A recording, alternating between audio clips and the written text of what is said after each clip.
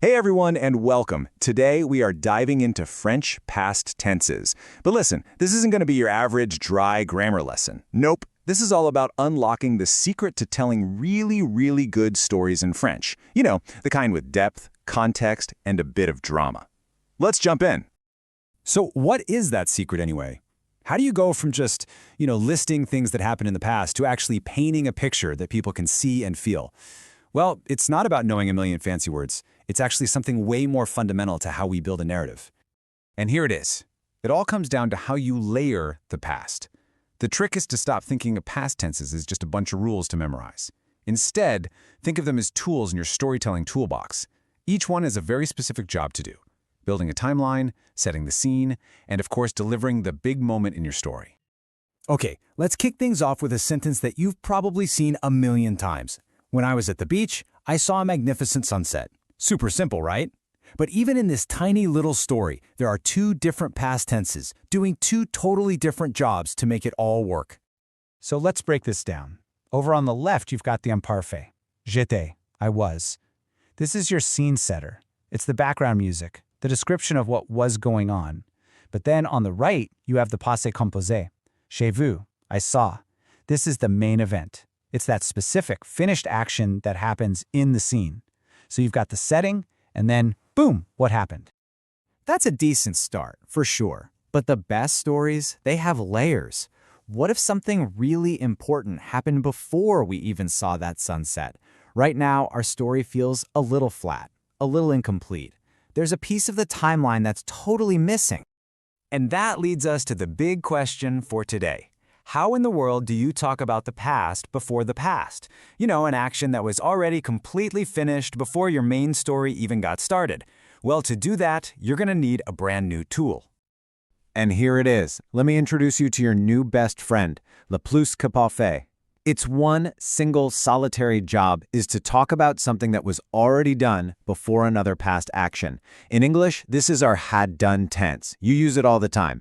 I had already eaten when you called. She had finished the report before the meeting started. It's the absolute key to adding that first crucial layer to your story. So let's go back and add this new tool to our story. When I was at the beach, I saw a sunset because I had already swum in the morning. See that? See how much more context that gives us? The had swum, j'avais déjà nagé, that happened way before the sunset.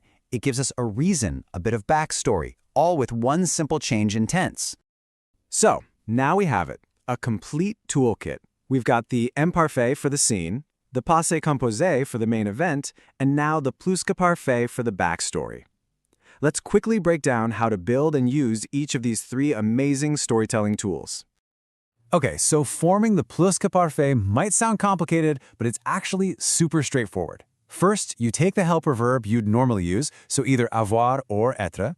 Then, step 2, you just put that helper verb into the imparfait. And finally, you just add the past participle of your main verb. That's literally it. Imparfait of the helper plus the past participle. Done.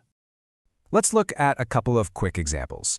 For a verb like finir that uses avoir, it becomes j'avais fini, I had finished.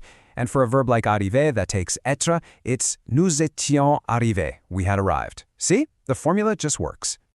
This chart right here is everything. It's basically your storytelling cheat sheet. First, you've got the plus-que-parfait for the action that happened first of all, j'avais nagé.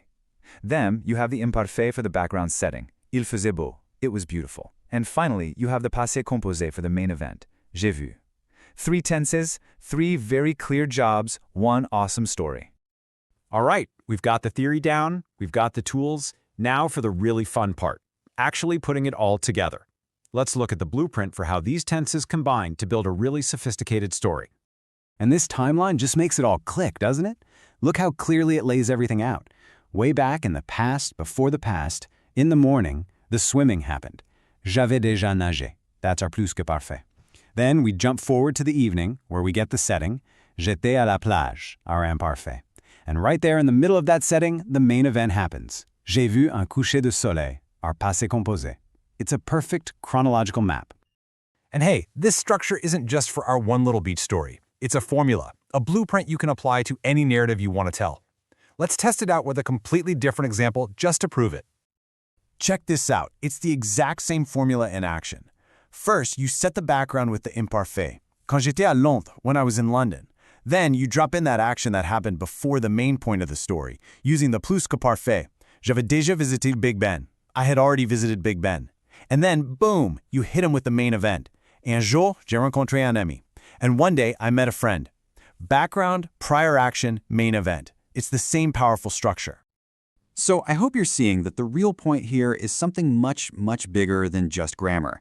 We haven't just been learning rules from a textbook. We've been learning how to become better, more precise, and way more engaging storytellers.